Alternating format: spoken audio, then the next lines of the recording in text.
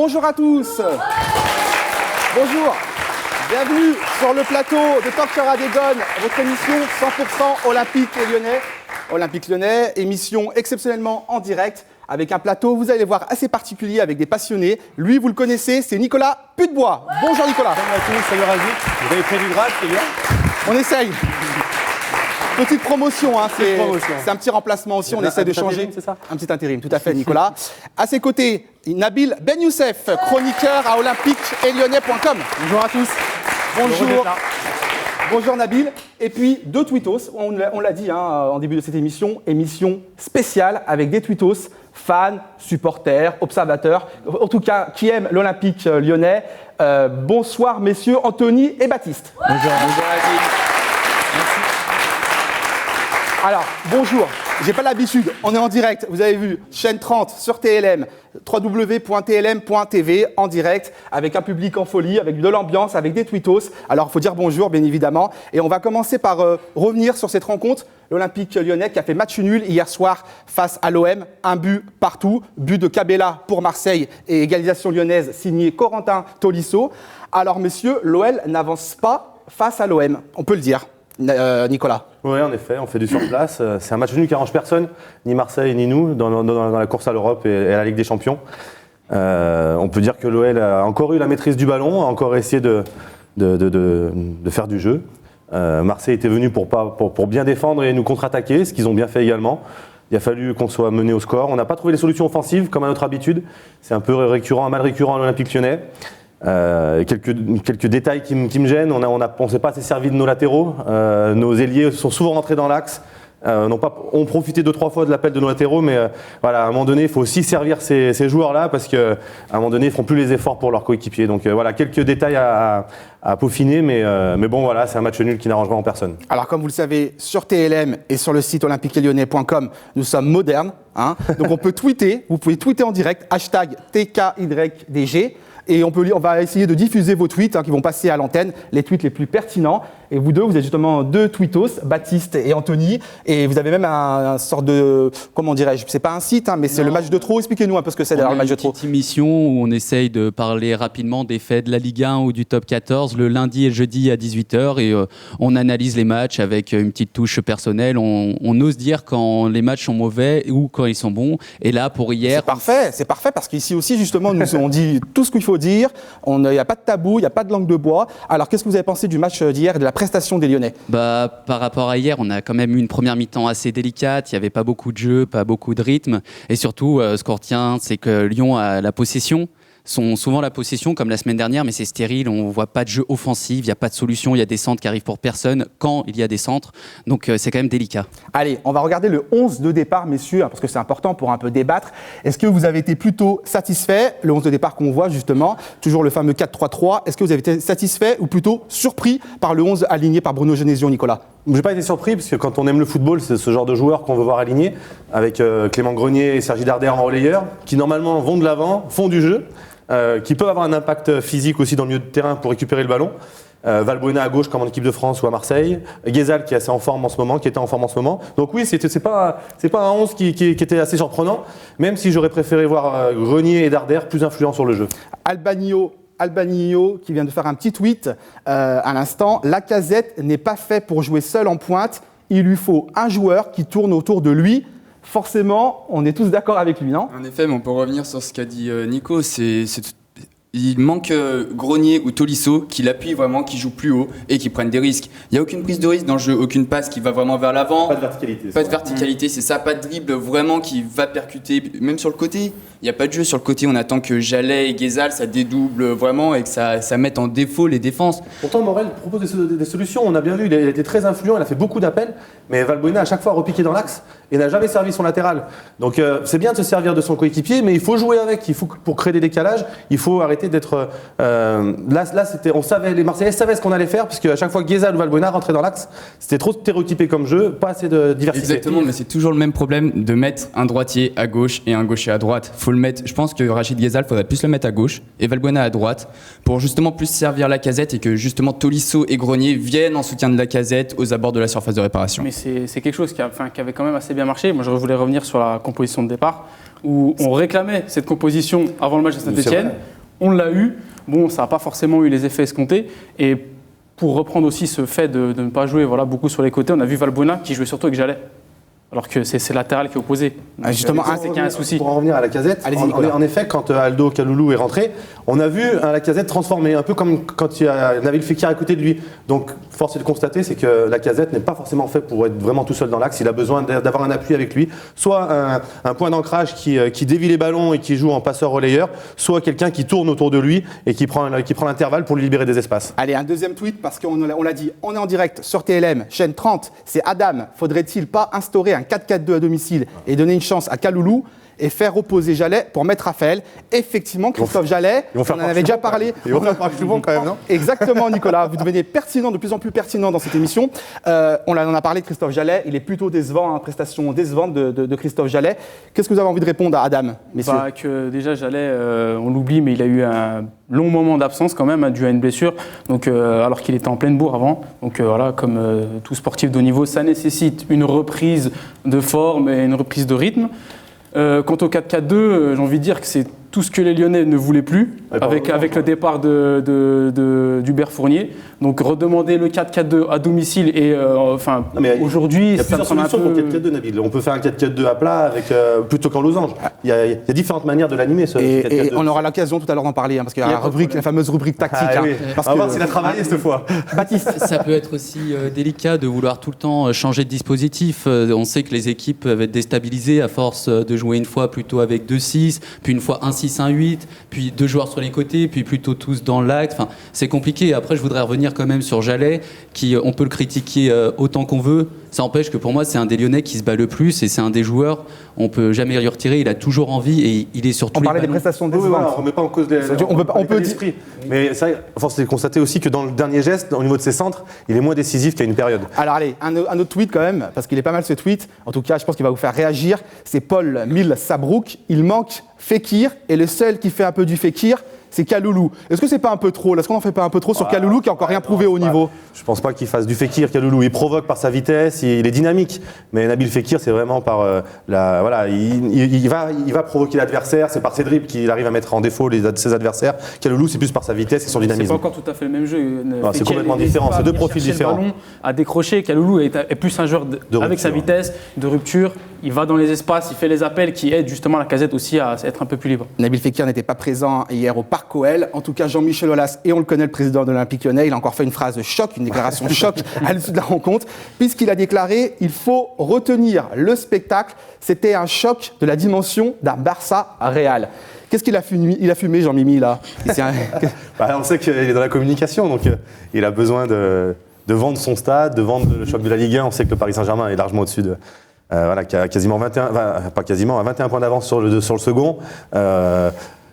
Ils ont autant de points que Marseille et l'OL réunis, donc ils sont vraiment au-dessus du lot cette année. Le président a besoin de vendre son stade, de vendre sa Ligue 1 et de vendre son choc. Donc on le connaît, il est dans la démesure. Il s'est réussi encore une fois parce qu'il fait parler. Tout le monde en parle. Tout le monde en parle, mais sauf nous justement, on essaie d'être pragmatique, de prendre de la hauteur. On va regarder justement le classement, messieurs, le classement de la Ligue 1. Et l'OL, force est de constater, se retrouve à la 9e place avec 30 points. Y a-t-il matière à s'inquiéter? Faut-il s'inquiéter de ce classement, de cette 9e place de l'OL? Il va falloir vite réagir s'ils veulent pas prendre un abonnement au ventre mou de la Ligue 1. Enfin, normalement, l'Olympique Lyonnais, on le voit avec le stade. Ils ont affiché les ambitions. C'est Ligue des Champions la saison prochaine. Après, l'avantage, c'est que notre Ligue 1 cette saison, elle avance pas. Du coup, ils sont quand même assez proches des places qualificatives en Ligue des Champions. Mais il faut vraiment se mettre au boulot parce que là, ça fait depuis le 8 novembre. Et la victoire contre le Derby, vraiment, qu'on a vu un Olympique Lyonnais des grands soirs. Et la victoire 3-0 ce 8 novembre. Depuis, il y a eu une victoire contre 3. 4-1, 3 qui étaient vraiment dedans. Et là, on voit qu'ils sont vraiment dans le dur au niveau du jeu et des victoires. Quand j'ai dit matière à s'inquiéter, c'est surtout au niveau des places européennes, parce que l'ambition lyonnaise, effectivement, le Parc OL, c'est de pouvoir disputer au moins la Ligue des Champions, voire la Ligue Europa la saison prochaine. C'est sûr qu'il ne faut pas prendre trop de retard, parce que le train est en marche. L'avantage de cette Ligue 1, c'est qu'on gagne 2 matchs, on se retrouve à proximité des leaders. Par contre, on perd 2 matchs, on se retrouve à proximité des relégables. Donc voilà, il faut quand même être patient. On est en convalescence, c'est vrai, mais par contre, on est quand même en état d'urgence parce que voilà, par rapport à la stature de l'Olympique Lyonnais, les choses mises en place, le grand stade et les ambitions, on n'est pas dans les clous. Alors, ce que je vous propose, messieurs, c'est d'écouter justement les propos de Bruno Genesio à l'issue de cette rencontre. Je suis confiant, je l'ai dit, qu'après ce match, tout sera encore possible, et je le pense. Donc simplement, il faut continuer à travailler, continuer à jouer comme on le fait, et on sera récompensé. On est à 9 points, donc c'est vrai que ça peut paraître beaucoup, mais c'est un championnat qui est très serré, qui est très homogène, et je pense qu'on peut encore atteindre cet objectif. Et forcément, Bruno Genesio et Jean-Michel Aulas, même combat, entre guillemets, c'est la positive attitude et c'est légitime. Il est obligé pour motiver ses joueurs, pour communiquer même par rapport aux supporters. Voilà. Lui, il essaie de mettre des choses en place depuis 1 mois, seulement 3 semaines même. Donc voilà, il est obligé de faire cette communication-là. Sauf que personne n'est dupe, et notamment les supporters, fans de l'OL et Twittos. Casus Little, Genesio et Aulas adoptent la méthode Coué pour la seconde place, alors qu'on est dernier, sur les 9 derniers matchs, avec 5 points. Je n'y arrive même pas, mais c'est vrai que force est de constater encore une fois que c'est compliqué au niveau des stats pour l'OL. C'est factuel. C'est pas du tout le parcours d'une équipe qui vise l'Europe, mais ils sont très loin. Je crois que c'est depuis 20 ans que l'OL n'a pas eu un mauvais classement à ce moment-là de la saison. On a beau vanter les qualités de jeu de l'Olympique Lyonnais ces derniers temps, on fait du jeu, on a la possession, on essaye de se procurer des occasions, c'était plus difficile hier, mais à un moment donné, ça suffit pas, il faut gagner les matchs.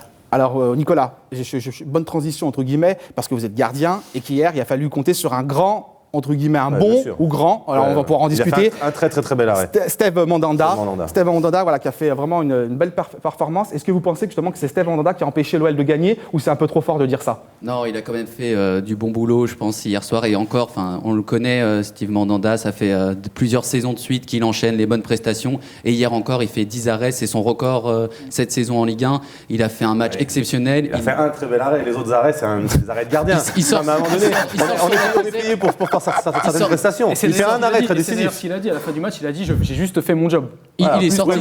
C'est son humilité. Il est sorti très rapidement sur la casette. Il fait un arrêt exceptionnel, on est d'accord. Le reste, il a fait son boulot, on est d'accord. Non, il est sorti très rapidement sur la casette, une des occasions. Oui, mais ça fait partie de son. Voilà, ce que je veux dire, c'est que ça fait partie de notre rôle. À un moment donné, sinon, l'arrêt anodin, si on le fait pas, il faut qu'on change de boulot, quoi. Surtout à ce niveau-là. Il postule pour être titulaire en équipe de France. Il ne faut pas non plus. Voilà, on connaît Steve Mandanda, on sait que c'est un des 2 ou 3 meilleurs gardiens français. Maintenant, il fait un très bel arrêt sur Valbuena, c'est sûr qu'il fait la différence. Après, les autres, ça fait partie de son boulot, vraiment. On est obligé d'en parler, c'est le but de l'égalisation de Corentin Tolisso, qui avait été en difficulté lors du derby. J'imagine que vous avez été tous satisfaits de voir ce but signé de Corentin Tolisso, parce qu'il revient, entre guillemets, de la meilleure des manières. Il a l'habitude, il l'avait déjà fait l'année dernière à la même période. Il est plutôt à réaction, donc ça veut dire qu'il a du caractère, qu'il a un peu d'orgueil. Maintenant, ce serait bien qu'il soit un peu plus dans l'action, comme il a pu l'être l'année dernière également. Donc voilà, mais c'est bien d'avoir cette force de caractère, de réagir assez rapidement, et ça le remet en confiance, d'autant plus qu'il a fait une très bonne rentrée. Alors, comme l'émission, on aura besoin de lui. Vous êtes bavard, forcément, il y a beaucoup de sujets à évoquer. Mais pourtant, vous n'êtes pas là. Pour conclure ce thème justement sur place, qu'on a intitulé sur place, je vous propose d'écouter à nouveau Bruno Genesio, l'entraîneur de l'Olympique Lyonnais, qui évoque cette rencontre. Sur les 2 derniers matchs de championnat, on prend qu'1 point sur 6, alors que je pense qu'on aurait largement pu en prendre au moins 4. Donc voilà, c'est une grosse frustration, c'est une déception, mais ça ne doit pas nous freiner. On doit continuer à travailler et garder cet état d'esprit qui anime l'équipe depuis 1 mois, cette qualité de jeu aussi par moment, et être un peu plus régulier sur la durée.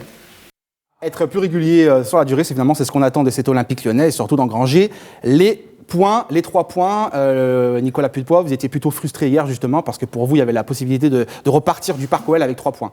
Oui, parce que Corentin Tolisso a une occasion de la tête. Mandanda a fait des arrêts sur Valbuena et sur d'autres aussi, mais voilà, c'est sur Rachid Gheza notamment. Donc on sait créer des possibilités. Après, moi,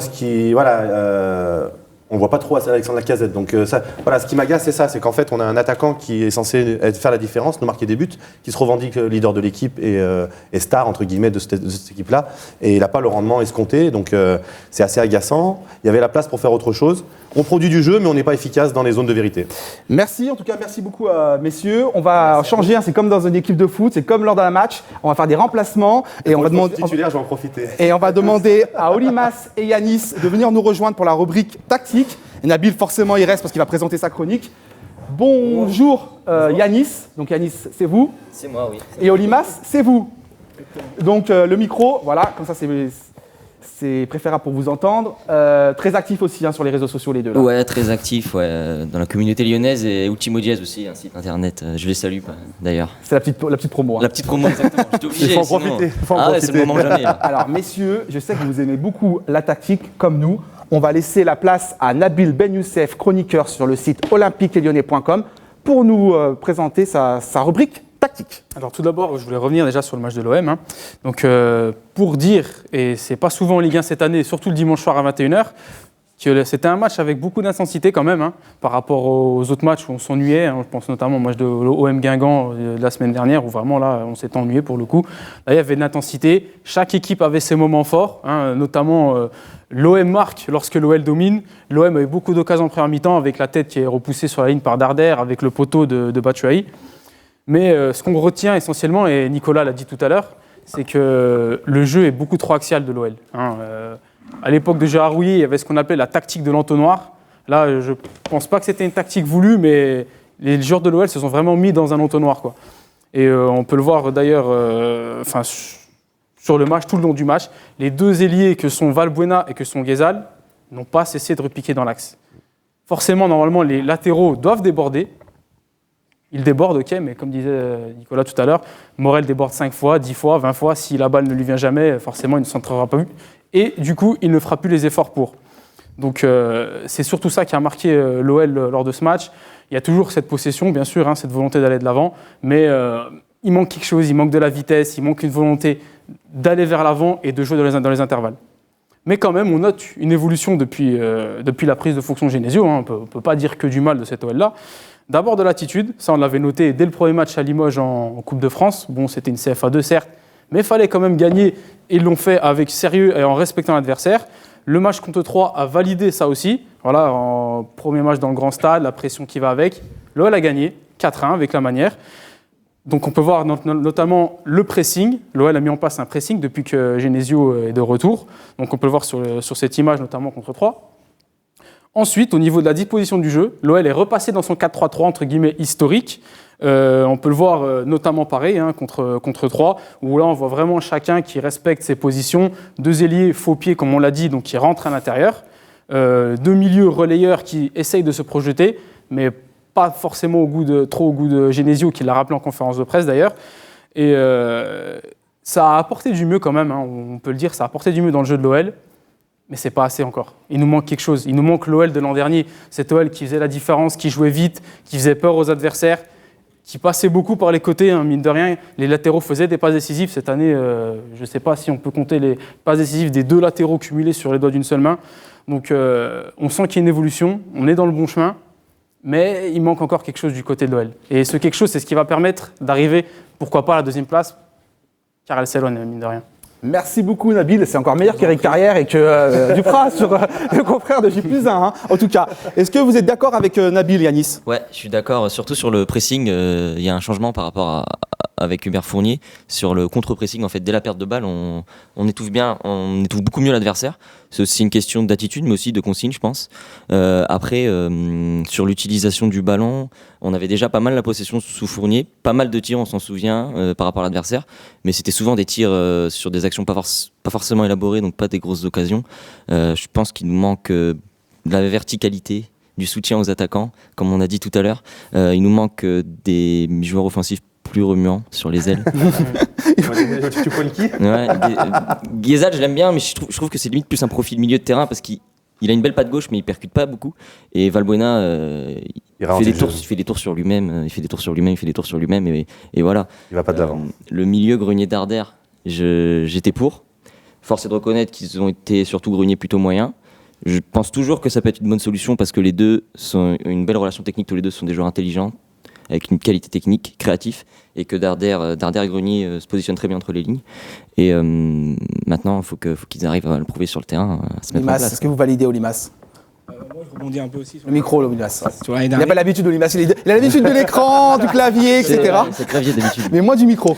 Non, mais je rebondis un peu sur l'année dernière aussi parce que on parle du meilleur jeu un peu l'année Le dernière micro, sur Fournier. c'est important. Sur Fournier. Mais l'année dernière, c'était Fekir surtout qui faisait toutes les différences. Mais ça, on l'a souvent dit, ça. Et On le et sait, cette mais on le année, répète sans cesse. À un moment donné, même si Fekir n'est pas là, est-ce qu'il ne faut pas aussi à un moment faire voilà, avec, mais justement, sans lui, c'est ça parce que le sinon on problème. n'avance pas. Non, mais Quoi. c'est ça le problème surtout.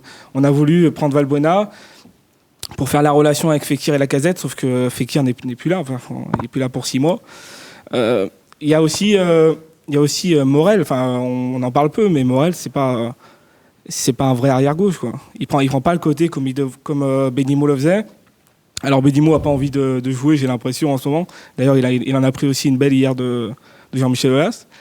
Et voilà, Morel pour moi c'est pas un arrière gauche. Allez, Guillaume, c'est Toussaint, Guil 1, c'est un tweet. Vous êtes en direct sur TLM, chaîne 30, vous pouvez tweeter en direct, #TKYDG. Au vu des prestations de Morel et Jallet, est-ce que la titularisation de Raphaël à droite, du Brésilien, ou à gauche devient inéluctable? Nicolas? Peut-être pas inéluctable, mais en tout cas, il pourrait rentrer dans cette équipe-là d'un côté ou de l'autre, de toute manière. Par son activité, on sait que c'est plus un contre-attaquant. Enfin, en tout cas, il est très fort offensivement. Il est encore perfectible défensivement, mais oui, il pourrait apporter des solutions, ça c'est sûr. Après, je suis pas tout à fait d'accord sur Morel, parce que pour moi, il a de l'activité. Alors c'est vrai que c'est plus un arrière central, mais je trouve que de par son volume de jeu qu'il essaye d'exploiter en ce moment, je le trouve beaucoup mieux qu'il y a une certaine période. Donc je trouve qu'il apporte à cette équipe, mais que Valbuena s'en sert pas assez. Enfin, s'en sert trop à titre individuel en fait. C'est plus ça, moi, qui me dérange. Et Valbuena, en effet, il joue plus latéral ou derrière que vers l'avant, et il ralentit notre jeu. Malheureusement, on l'avait pris pour accélérer notre jeu, mais il joue en 3-4 touches de balle. Il faudrait qu'il libère son ballon beaucoup plus rapidement. Raphaël, c'est vrai que c'est un joueur qu'on parle beaucoup sur les réseaux sociaux. Pour vous estimez qu'il mérite de jouer davantage?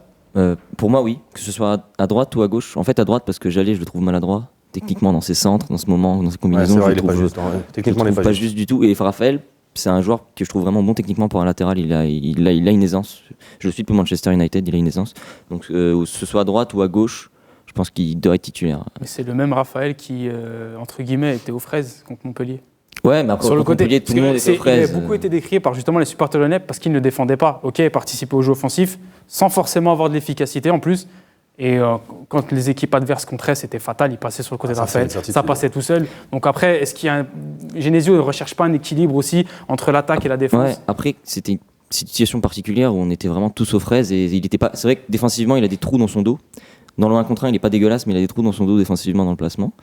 Mais je pense que dans des matchs comme ça où on domine autant, je pense qu'il ferait du bien à la création. Mais justement, pour rebondir sur Nabil, l'équilibre défensif est important quand on domine, justement. Parce que c'est un peu notre problème contre Paris, c'est un peu notre problème contre Saint-Etienne. Enfin, contre Saint-Etienne, on fait une passe décisive maladroite et malencontreuse, mais là, contre Marseille, c'est que quand on domine beaucoup, il faut savoir aussi garder le surnombre défensif pour pas être contré, justement. Et ça, on a un peu de mal à le faire en ce moment. Pour conclure, je vous propose de regarder une petite stat. C'est une petite stat que Lyon a cadré 9 tirs dans ce match, son record en Ligue 1 cette saison. C'est pas élevé. C'est pas élevé, hein? Non. C'est très faible. Parce que Lyon fait partie. Est-ce que c'est révélateur finalement du mal lyonnais? Bah oui, le Lyon fait partie des 5 pires équipes de Ligue 1 en termes de tirs cadrés. Ils sont environ à 30% de tirs cadrés. Et pour une équipe comme l'OL, c'est pas possible. Mais quand on voit les joueurs qu'on a, surtout. Enfin voilà, Valbuena, c'est pas quelqu'un de maladroit avec le ballon. Grenier, Lacazette, enfin voilà, Guézal non plus. Donc à un moment donné, il faut s'appliquer dans nos frappes. Ouais, mais je pense qu'on a besoin de plus de, on le disait avant en off, plus de profondeur avec Aldo Kalulu qui pourrait mériter sa place parce que lui c'est un vrai attaquant, il pourrait apporter du soutien à Lacazette, la profondeur, le genre de rupture. Et Olimas le connaît bien parce qu'il suit les équipes de jeunes beaucoup. Ah, donc alors Olimas. Alors en 4-4-2, mais alors pas en losange parce qu'on n'a pas les joueurs pour animer le losange. C'est une question d'animation aussi. Hein.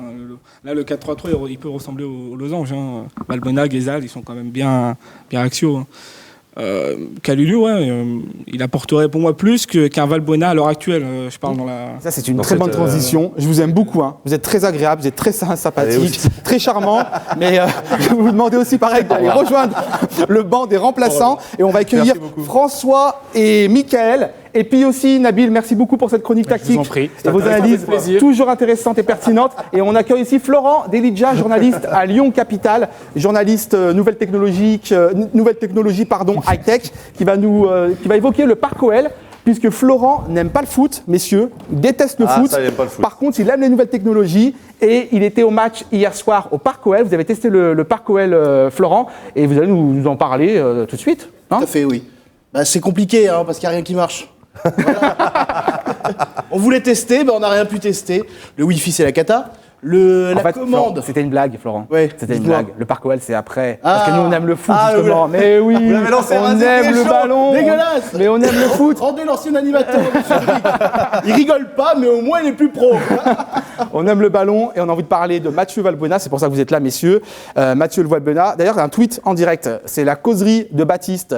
Quid de l'immunité de Valbuena qu'on veut faire jouer à tout prix alors que son jeu ne convient pas à l'équipe. Et Nico, il surgit de sa chaise et il a envie de dire quelque chose. Économiquement, c'est impossible. Le président ne peut pas accepter que son joueur le mieux payé de son équipe ne joue pas. Enfin, à un moment donné, il y a des impondérables, il y a des obligations, pardon. C'est-à-dire que, voilà, économiquement, on ne peut pas non plus se passer de Valbuena qu'on a payé très cher, qu'on paye très cher et qu'on vend comme notre meilleur joueur. Et pour des footix comme moi, Valbuena, c'est le Tom Cruise du foot. Sauf que le mec, il sait pas jouer. Non, mais on est Voilà. bien d'accord. Donc, Et après, il y a des impératifs. Et Valbuena, en fait partie.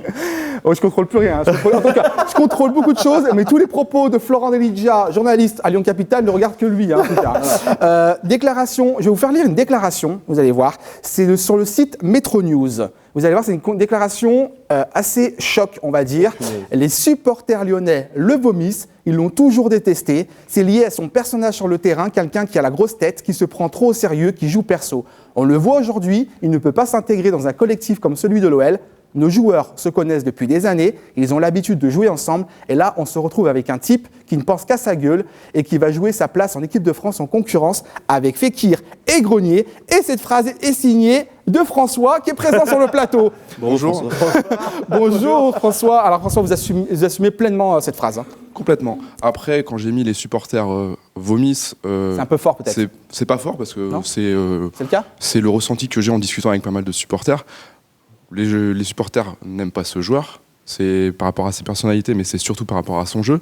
Et c'est vrai qu'aujourd'hui, je pense qu'un joueur comme lui ne peut pas s'intégrer dans notre collectif. Après, c'est fini les supporters. Maintenant, on veut des clients, des gens comme moi qui connaissent bien au foot et qui vont manger des pop-corn durant. Mais les supporters sont clients.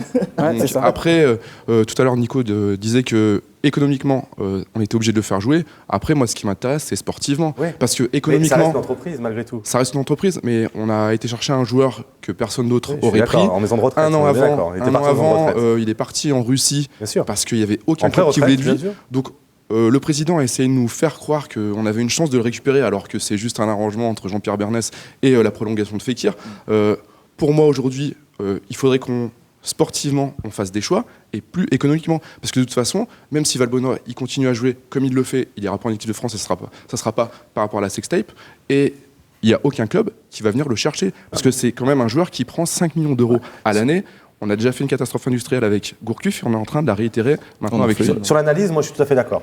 Si on parle complètement sportif, il n'a pas sa place aujourd'hui dans le collectif et il n'est pas titulaire olympique lyonnais, on est tout à fait d'accord. Après, moi, pour avoir été pendant plus de 10 ans dans un groupe professionnel, c'est pas la méritocratie qui dirige le football professionnel aujourd'hui. C'est vraiment, il y a une histoire de statut, il y a une histoire de valeur, il y a une histoire de tout un tas de choses.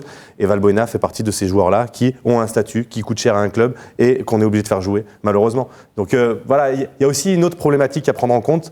Il y a le sportif, l'économique, l'investissement du président et ça en fait partie. C'est intéressant de parler de Gourcuff. C'est-à-dire que chaque fois qu'on fait des choix marketing, oui, les footix comme moi vont peut-être acheter un maillot Valbuena et encore de question que je porte un maillot comme ça. Il n'y a pas la taille. Et puis je crois qu'ils n'ont pas lui, et je crois que ça me ferait une jupe. Enfin, plutôt dans une brassière, excuse-moi. Mais surtout, oui, chaque fois qu'on fait des choix marketing à l'OL, on se plante. Quand on regarde des autres équipes qui font des autres choix marketing, par exemple le PSG avec un Ibra, moi j'y connais rien, mais quand on me dit donne le nom d'un de nos joueurs au PSG, je pense que c'est pas le même prix non plus. Voilà. C'est pas le même budget. On va laisser la parole à Mickaël. Non, mais c'est vrai que Mathieu Valbuena, c'est pas du tout un joueur qui colle au profil de l'Olympique Lyonnais sur le terrain. Même au niveau du système, en losange, à la pointe du losange, c'est pas un vrai 10, c'est pas un vrai meneur de jeu. Et dans un 4-3-3 sur une aile, c'est pareil, c'est un joueur qui a pas trop de vitesse, qui sait faire des petits crochets, qui touche beaucoup le ballon, qui ralentit le jeu en fait. Hier, on avait quelques contres, il a ralenti le jeu pendant tout le match. Donc c'est ça qui est. C'est notre confrère qui vient de tweeter, Anthony Ravas, confrère à Foot 365. Quand Valbuena joue en meneur dans l'axe, il va trop sur le côté. Quand il est sur le côté, il retourne dans l'axe. Qu'est-ce que vous en pensez ? Dans tous les cas, de toute façon, Valbuena, c'est un joueur. On ne sait pas vraiment où le situer exactement. Quoi. On l'a pris pour jouer vers l'avant, pour jouer pour de la verticalité. Il n'en donne pas. Il joue latéral ou il joue derrière.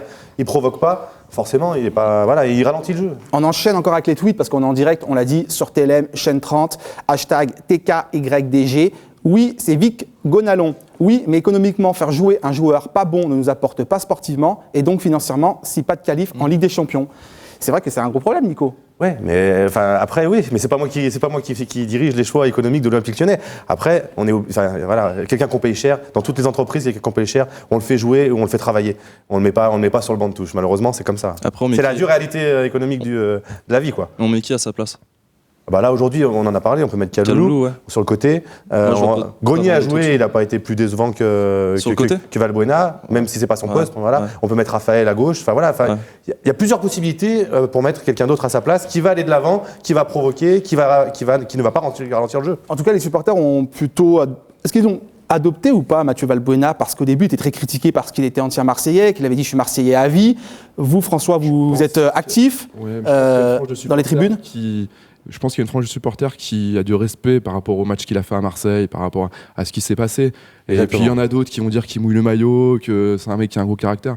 Mais moi, un mec qui mouille le maillot puis qui a un gros caractère, je m'en fiche. Moi, j'ai un mec qui a du talent puis qui joue au football. Le reste, c'est du bluff, c'est de la communication. Et voilà, moi, le plus important, c'est sur le terrain, quoi. Le reste, je pense qu'il y a une partie des supporters qui ont une sympathie par rapport au match de Marseille. C'est assez drôle à regarder. Le mec vit dans un monde où il veut faire son grand joueur de foot. Donc moi qui n'y connais rien, j'ai l'impression de regarder un bêtisier. C'est sûr, c'est du marketing. Hop, j'essaye de faire un petit mouvement et je me plante à chaque fois parce que j'y arrive pas. Donc, allez, on va lui donner la parole parce qu'il c'est plus fort que lui. C'est plus fort que lui. Florent Delidja, journaliste geek, historien aussi à ses heures perdues pour le mensuel Lyon Capitale. Plus souvent historien. Et l'OL ne rentrera pas dans l'histoire. Enfin, Florent, comme on est en direct sur TLM, on est pris par le temps. Allez, est-ce que vous nous parler Est-ce que vous faire vite. Par contre, c'est vous qui paierez les frais d'avocat. Jean-Michel Aulas me doit 7 € à la rubrique. Voilà, je vais pas dire volé. C'est la rubrique par Coel. C'est parti, Florent. Je ne dirais pas volé parce que je donne le bénéfice du doute, mais pour l'instant, le Parc OL, le stade 2.0 est comme l'équipe déconnectée. Voilà, tout simplement. Le Wi-Fi, c'est pas ça. On a des tweetos en face de nous qui ont eu du mal à se connecter. Il fallait arriver très tôt pour se connecter. La commande à la place. Alors, Jean-Michel Aulas nous a dit, vous serez livré à la place. C'est fini, vous ne serez jamais livré à votre place. Ça n'arrivera jamais. En fait, vous savez quoi ? Il est frustré parce qu'il avait commandé du saucisson. Je crois qu'il n'a pas mangé son saucisson. 7 €. Il a une barre chocolatée. Non, et que j'ai payé en plus. Alors, ce qui s'est passé hier, c'est que j'ai fait ma commande avec l'application. Je suis allé faire la queue. Alors là, vous savez, c'est un petit peu comme les fast-food. Quand vous passez en caisse prioritaire, c'est tout sauf prioritaire parce que tout le monde a la même idée que vous. Et là, j'ai une charmante demoiselle qui m'a dit « Désolé, ça marche pas et on peut pas vous rembourser. On va prendre votre mail et on va voir si on peut vous rembourser. » Entre vous et moi, je pense que je vais attendre que Jean-Michel Aulas m'envoie un panier garni avec du saucisson. Pour moi, le meilleur saucisson, c'est celui du 42. Mais mes passons, ils sont bons là-dessus. Vous allez vous faire siffler là. Il y a le saucisson de Bastia qui est bon aussi. Hein. Donc il peut en ramener. Je peux pas vous aider, Florent. Mais je m'en fous, j'assume. Hein. Et tout ça pour dire que je vais faire une aparté, mais avec une équipe comme l'OL cette année, on peut pas trop faire les malins avec nos collègues stéphanois. On va peut-être aller jouer humilité. Hein. Non, mais tout ça. Un point positif, Florent, c'est que rien ne marche. Nous qui étions à côté. Comme il s'est ennuyé pendant le match, grâce au Wi-Fi, il a pu regarder Netflix. J'ai regardé Netflix. Non, mais Florent, ce stade, ce Parc OL, et il y a plus d'action dans Shaolin Soccer. Ce Parc OL est-il le meilleur stade de France ? Que dalle. De France même pas ? Ah non, mais on n'a plus le droit de dire au royaume des aveugles les bornes sont rois, si, ou c'est politiquement incorrect. On n'a plus rien le droit de dire dans ce pays. Alors, tout ça pour dire que l'OL a le meilleur stade, parce que personne ne concurrence l'OL. Voilà. Moi, je regarde ailleurs. Et l'OL, le stade 2.0, il n'est pas au point. Voilà. Encore. Aulas nous a vendu. Perfectible. C'est perfectible. Il part de loin là. Aulas nous a survendu ce stade 2.0, qui ne marche pas pour l'instant. Voilà. Oui, pour l'instant. C'est un vrai problème. Oui, mais tu ne dis pas, on va faire ci, on va faire ça, et puis derrière, il n'y a rien qui marche. Non, il aurait dû être humble. Et voilà. Et c'est dommage, c'est vraiment dommage. Et on rigole, mais par exemple, même les tribunes presse ont raté. Vincent Duluc, qui est le parrain des journalistes à Lyon, s'est plaint sur Twitter. Alors ce qui était drôle, c'est que tout le staff de l'OL était en panique. On avait l'impression qu'il y avait limite Barack Obama qui arrive et qui disait « je suis mal assis ». Donc les gens couraient dans tous les sens. Ce qu'on va faire, parce que vous êtes très bavard, ce qu'on va faire, c'est demander aux supporters en matière d'usage, qu'est-ce que vous en pensez de ce parc OL ? Alors, pour avoir fait pas mal de stades en Europe, au niveau de la France, déjà, je pense que c'est le plus joli. Mais après, moi, j'avais vraiment été impressionné, c'était par le stade de Munich, au niveau des installations. Où en fait, moi, je m'attendais à ça, c'est qu'il y a des restos dans le stade, il y a plein de bars. Là, il y en a, mais ils ne sont pas accessibles à tout à chacun. À Munich ? Non, à l'OL. À l'OL, il y a un seul resto et voilà, il faut payer 65 € le menu. La brasserie. Alors qu'à Munich, 69. Ouais, et à Munich, en fait, tous les supporters peuvent se rendre au stade 3, 4, 5 heures avant. Ils mangent là, il y a des écrans de télé, ils peuvent regarder les matchs qui sont là précédemment. Et je trouvais ça super, moi. Et je pensais que le stade des Lumières allait être comme ça. Après, j'ai une autre chose à dire, c'est que ça manque de buvettes. Ça manque, malgré tout, il y a plein de buvettes, mais ça manque de buvettes à l'extérieur, ça manque de resto. Il y a une queue, mais c'est phénoménal. Il y en a pour une demi-heure hier, les 2 premiers matchs. Je me dis, mais à un moment, si on veut faire rentrer des sous, allez, Ils en ont tellement conscience qu'il y a des écrans au-dessus de la buvette. Ils ont conscience que la queue va être longue. Ouais, alors, il y a un tweet de Maya, Silterim 3-0. Pour moi, le Wi-Fi, je m'en fiche. Le peu de fois que je vais au stade, c'est pour regarder le match et supporter, pas surfer. Et c'est vrai que c'est aussi quelques remarques de supporters. C'est un stade connecté, mais le plus important, c'est quand même, on vient voir un match de foot, non ? C'est le petit confort en plus, on va dire, mais je pense qu'il faut un peu laisser le temps pour que ça se mette en place. Après, moi, je suis sans pitié quand Apple sera produit. S'il n'est pas parfait, je gueule. Attendez, on va juste recadrer les choses. Pour une famille, hier soir, une soirée au stade, avec des places à 60-70 €, plus le repas à 69 €, c'est 400 €. C'est une PlayStation 4 pour voir un 1 contre Marseille. Mais c'est de l'argent pour l'OL. Mais c'est une honte. Ne donnez pas de l'argent pour OL. En tout cas, Florent, je peux vous dire que vous avez, il y en a qui se marrent derrière, dans le public, et notamment, c'est du lycée Jean Lursa, c'est des Allemands, du lycée Jean Lursa dans Lyon 8e. Vous pouvez vous applaudir. Merci à vous tous d'être venus nous voir. Voilà. Et ils se marrent, ils doivent se dire, ils sont fous, c'est lyonnais, ils sont fous, c'est français. Ils doivent vraiment se marrer. Et on a encore un tweet, c'est Thomas Okeweka, désolé pour la prononciation. Même en arrivant 1 heure en avance au stade, impossible d'avoir une connexion Wi-Fi. Dommage, car le stade est magnifique. Alors il faut trouver un compromis entre les tweetos, ceux qui aiment avoir Internet, ceux qui veulent juste voir du foot, et Nicolas qui est indulgent plutôt, c'est ça ? Ouais, on est en rodage, ça reste un beau stade. Après, nous, pour travailler, on a besoin du Wi-Fi, on a besoin d'Internet. Les supporters n'en ont pas besoin tout de suite. Après, c'est vrai qu'il vend son commande à la place et tout ça. Oui. Voilà, c'est plus ça qui est dommageable parce que justement, ils vendent ce concept-là qui ne fonctionne pas. Un autre mot sur le parc OL, Florent ? C'est bon, vous avez tout dit, vous avez balancé, assez balancé. Non, je pense que voilà, c'est du rodage. Mais on est en colère parce que nous, dans les colonnes de Lyon Capitale et d'Olympique Lyonnais, on a vendu le rêve d'Olas pendant 3 ans, pas toujours, parce qu'on a souvent mis un esprit critique. Et quand on nous disait, vous donnez trop d'esprit critique, on dit qu'on faisait de l'anti-OL, de l'anti-Olas. Sur les 2 premiers matchs, on a prouvé que le parc OL n'est pas encore au point sur beaucoup de choses. Et vous voyez, on parle de marketing. Un stade, vous ne le remplissez pas avec l'équipe qui est actuellement, et vous ne le remplissez pas avec les infrastructures qui ne sont pas parfaites. Vous savez, Florent, pour justement vous changer un peu d'avis, on va vous envoyer du côté de Bastia et en Corse. J'aime beaucoup les Corses. Pour le prochain match et le prochain thème, Bastia, l'Olympique Lyonnais qui se déplace le samedi 30 janvier à Bastia, justement dans le cadre de la 23e journée de Ligue 1. Bastia 15e, l'OL 9e. Qu'attendre de cette rencontre, Mickaël ? Une victoire déjà, ça fera du bien. Voilà, du jeu, qu'on continue d'avoir de bonnes intentions.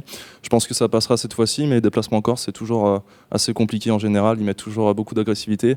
On va retrouver Cahuzac qui est un bon petit boucher. Donc voilà, c'est vrai que c'est tous des... Nico, c'est vrai que on est dans la caricature à chaque fois. On avait fait le coup. On avait fait le coup pour Ajaccio. À chaque fois, on en parle. C'est vrai que c'est particulier, c'est spécial quand on va en Corse. Les déplacements en Corse. Ils ont voilà, un joueur qui a eu l'habitude de jouer sur le continent toute sa carrière. Ça fait 3 mois qu'il est en Corse. Il parle déjà avec l'accent. Il intimide déjà ses adversaires. Alors que le type, il n'est pas corse du tout, quoi. Voilà, on en connaît tous. Moi, j'en connais plein. Des coéquipiers qui ont joué avec moi à Strasbourg. Une fois en Corse, ça y est, on a l'impression qu'ils sont corses, c'est des tueurs et tout ça. Enfin voilà, c'est pas la caricature. C'est vérifié. Donc, c'est un contexte particulier. Maintenant, l'OL a besoin de reprendre une marche en avant et d'enchaîner les résultats si on veut vraiment obtenir nos objectifs. Donc, ça passe par une victoire par les équipes présumées plus faibles et Bastien en fait partie. C'est un peu Oui, c'est exactement ça. C'était un tweet, je crois que j'avais vu un tweet passer de BG Lyonnais qui disait qu'il fallait faire attention, surtout à Monaco. Voilà. Maintenant, il faut juste espérer qu'on réussisse à revenir à moins de 3 points de Monaco avant la confrontation c'est une belle analyse. À la 37e journée. Attention à cette équipe monégasque, car justement, tout le monde critiquait Monaco et son jeu un peu dégueulasse, entre guillemets, et finalement Monaco est bien placé. Hein. Ouais, ils sont en place. Ouais. François, cette rencontre à Bastia? J'attends une victoire. Après, je suis pas forcément convaincu qu'on va la faire. Non, voilà. on est d'accord. Vous avez jamais dit que les contes de fées, ça n'existait pas? Non, parce que... Je vous propose peut-être de regarder ces stats. Il y a une petite stat justement avant ce déplacement à Bastia. Lyon n'a gagné qu'un seul de ses 9 derniers matchs de Ligue 1, 2 nuls, 6 revers. C'était face à la Lanterne Rouge troyenne 4-1 le 9 janvier dernier. Il faut vraiment retrouver le chemin du succès, Nicolas. Parce que quand on entend Bruno Genesio dire qu'on a confiance, oui, dans ce qu'on montre, c'est encourageant. Mais on ne peut pas dire qu'on a confiance quand on voit cette stat-là, c'est pas possible. Donc oui, il faut remettre la machine en avant, c'est sûr. Il faut regagner des matchs. La confiance passera par un enchaînement de victoires. Comme c'est une émission spéciale, qu'on est en direct, qu'on est sur Twitter, qu'on est moderne, etc., on enchaîne encore avec un tweet de Paul Milsabrook, qui est très actif, hein, Paul. Bastia, ça va être la guerre, déjà car ils sont mal sportivement et aussi car on tombe juste après ces histoires d'arbitrage. Ah oui, on peut en parler des arbitrages. Est-ce que ça vous agace qu'on parle toujours de l'arbitrage? Est-ce que vous trouvez que c'est justifié? Qu'est-ce que vous en pensez, vous, François? Ça défend, ça fait partie du jeu. Après, moi, si on a perdu sur une heure d'arbitrage, des fois ça fait rager. Genre une finale ou des choses comme ça. Il y avait penalty sur Nilmar, on le sait tous. Après, c'est comme ça. Mais et bien, vous savez quoi? Je sonne la fin de cette émission. Je vous remercie tous. Merci aux équipes techniques de TLM. Merci au public. Vous pouvez vous applaudir. Merci aux Twittos. Merci à tous de nous avoir suivis. Rendez-vous lundi prochain pour un nouveau numéro de Talk Sur Adégon. Bonne semaine à tous.